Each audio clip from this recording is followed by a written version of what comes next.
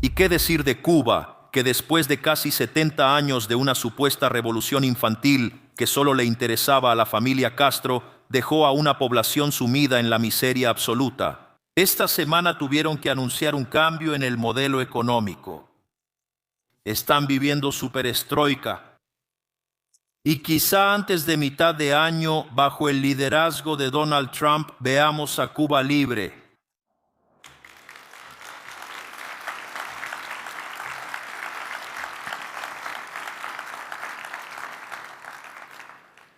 En todos estos casos, la toma de esas pésimas decisiones que sacrificaron la libertad en el altar de la supuesta eficiencia fue guiada por la utilidad política.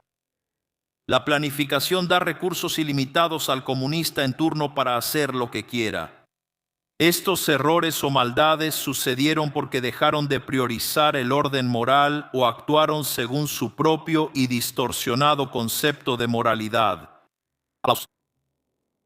Por eso llamamos comunistas a aquellos que quieren seguir el mismo camino en los países occidentales que lograron acumular riqueza haciendo exactamente lo opuesto. Esto también aplica a los socialistas de buenos modales que se rodean de buena gente, pero implementan políticas que exterminan naciones. Porque aunque siempre renieguen de los sucesivos experimentos fracasados y traten de distanciarse, llamándose a sí mismos socialistas o socialdemócratas, comparten los mismos principios. Por eso nosotros, como expliqué, tomamos el camino opuesto, aunque decían que era imposible. En el primer mes de gobierno realizamos el mayor ajuste histórico al gasto público para afrontar pagos de deuda. Así se empieza a recomponer la credibilidad de nuestro país. Para que tengan una idea del orden de magnitud, reducimos el gasto público real en 30%, equivalente a 5 puntos del PIB. Decían que era imposible en un mandato y lo logramos en un mes. En un Estado gigante que explota a sus ciudadanos, lo justo es reducir su peso, aunque todos decían que era imposible. En 6 meses eliminamos todas las fuentes de emisión monetaria, para dejar de engañar a los argentinos con el señoreaje y recuperar la confianza en el país y la moneda, condición clave para crecer económicamente. Concretamente, esto se refiere al déficit cuasi fiscal, o sea, el déficit del Banco Central, que era del orden de 10 puntos del PIB, y logramos resolver eso en 6 meses. Todo esto significa decir que, en un periodo de 6 meses, nuestro actual gobierno hizo un ajuste de 15 puntos porcentuales del PIB. Devolvimos casi $90.000 millones directamente al pueblo argentino.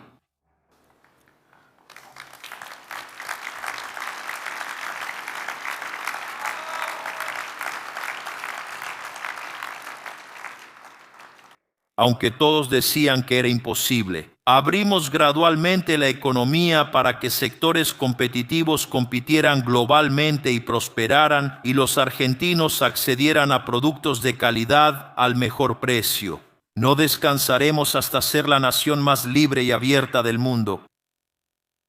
Gracias a nuestro filtro moral y las medidas adoptadas, reducimos la pobreza del 57% al 30%, sacamos a más de 15 millones de argentinos de la pobreza, lo que equivale a millones de personas beneficiadas.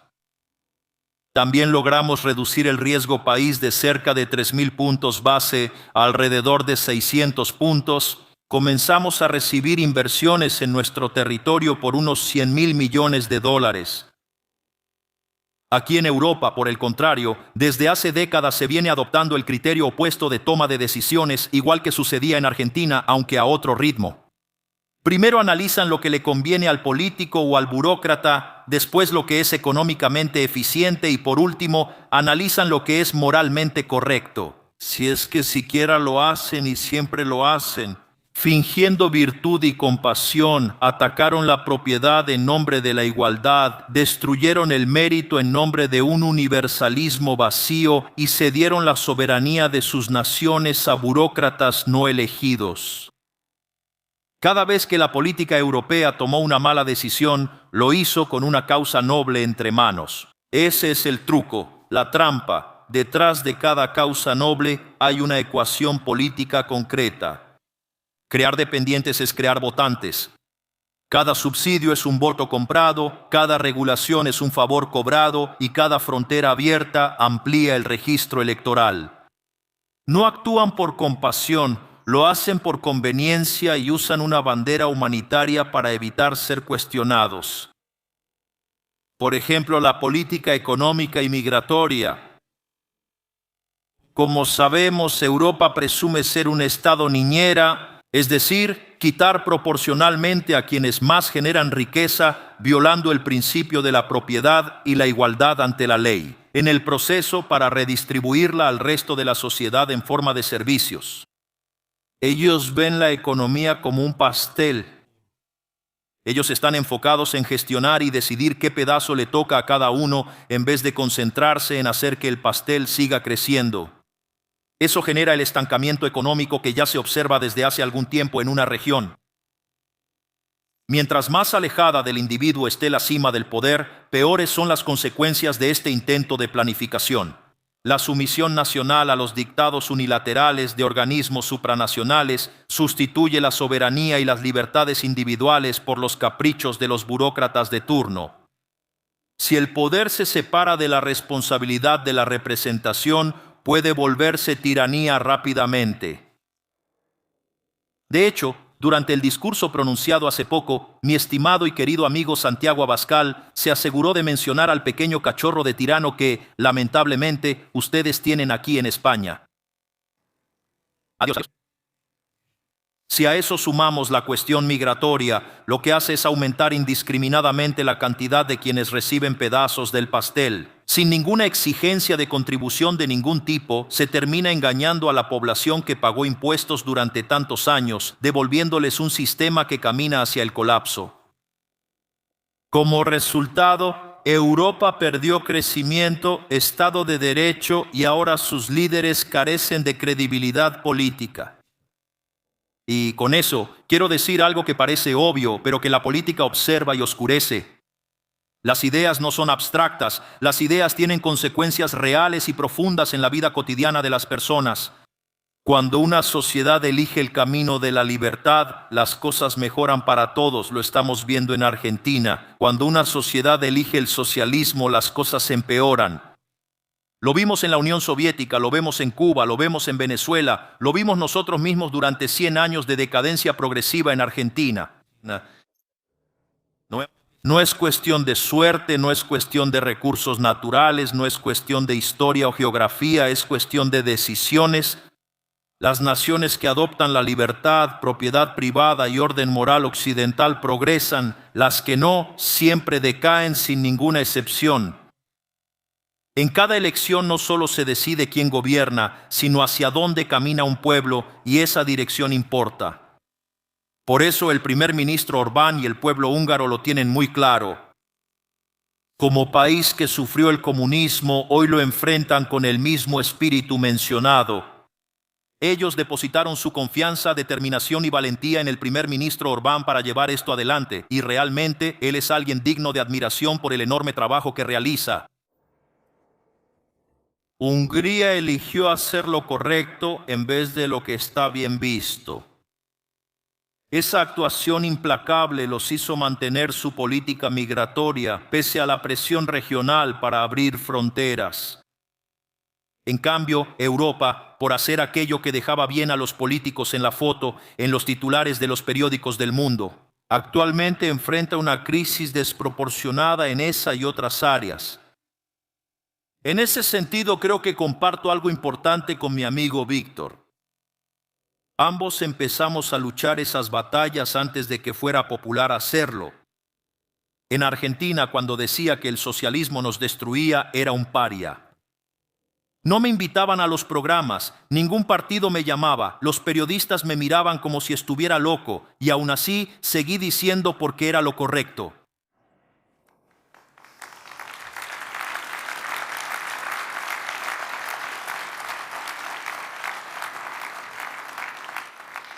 Víctor fue el primero en alzarse ante toda Europa bien pensante y decir lo que nadie quería oír.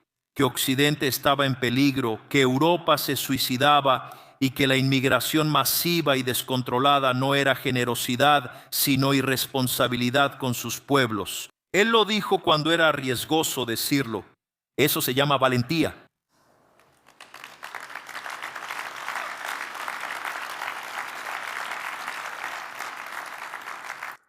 Años después, los hechos confirmaron a quienes dijeron la verdad en su momento. Y eso es exactamente lo que distingue a un estadista de un político. El estadista dice la verdad antes de que sea conveniente decirla.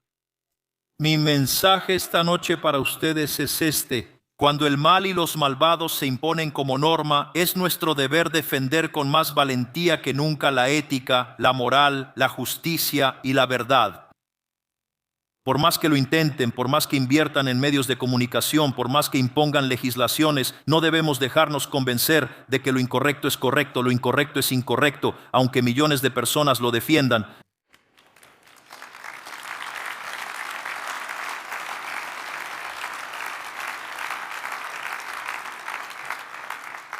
En ese sentido, me gustaría añadir una frase muy célebre que está en la novela épica Eneida de Virgilio y que solía ser repetida constantemente por el economista Ludwig von Mises.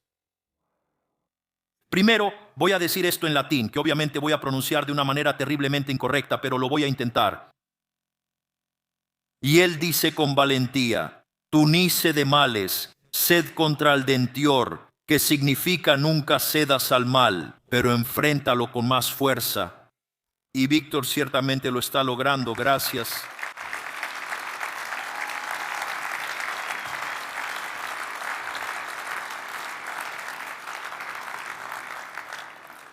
Hoy enfrentamos una reconfiguración mundial y cómo participemos en este nuevo orden definirá el destino de nuestras naciones. La era de la cooperación global, sin una brújula moral, ha llegado a su fin. Muchas instituciones creadas para mediar conflictos y garantizar la paz fueron tomadas por burócratas y convertidas en instrumentos para imponer a los pueblos una agenda ideológica. Lo que debería ser un árbitro imparcial se convirtió en un actor con agenda propia y el resultado está a la vista. Los tiempos de cambio requieren un diagnóstico correcto, una brújula moral calibrada y valor para actuar. En este mundo cada vez más las aguas se dividirán entre naciones libres y sometidas. Hungría y Argentina comprenden esto y están adoptando el cambio. Por eso apoyamos iniciativas como la del Border Peace del presidente de los Estados Unidos, Trump. Cuando países con principios y valores comunes actúan con firmeza y coordinación, logran avances reales y significativos, sin quedar atrapados en la inercia o la ambigüedad política que muchas veces paraliza el funcionamiento de ciertos organismos internacionales y foros globales. Argentina se unió desde el inicio porque creemos en una diplomacia que asume riesgos para lograr la paz en nuestro país. Este camino ya da resultados. El orden macroeconómico, el respeto irrestricto a la propiedad privada, la defensa de la vida y la recuperación de reglas claras devolvieron previsibilidad, inversión y crecimiento. Ese proceso no pasa desapercibido en la región ni en el mundo. Más países toman esta experiencia como referencia y siguen un camino similar. Por ejemplo, ahora Argentina puede garantizar la seguridad energética de Europa. Estamos viviendo una fiebre del oro en inversiones en energía. Imaginen que para 2030 exportaremos más de 30.000 millones de dólares por año. Europa buscó durante años la independencia energética. Ofrecemos algo mejor, un socio confiable, grandes reservas y un gobierno que cumple sus contratos. Así, Argentina vuelve a ocupar un lugar protagónico, no por imposición, sino por el ejemplo y por lo que tiene para ofrecer al mundo, impulsando un movimiento más amplio que busca recuperar la grandeza de América basado en la libertad. Ese movimiento ya tiene nombre en nuestro continente. Es la decisión de hacer grande a América otra vez.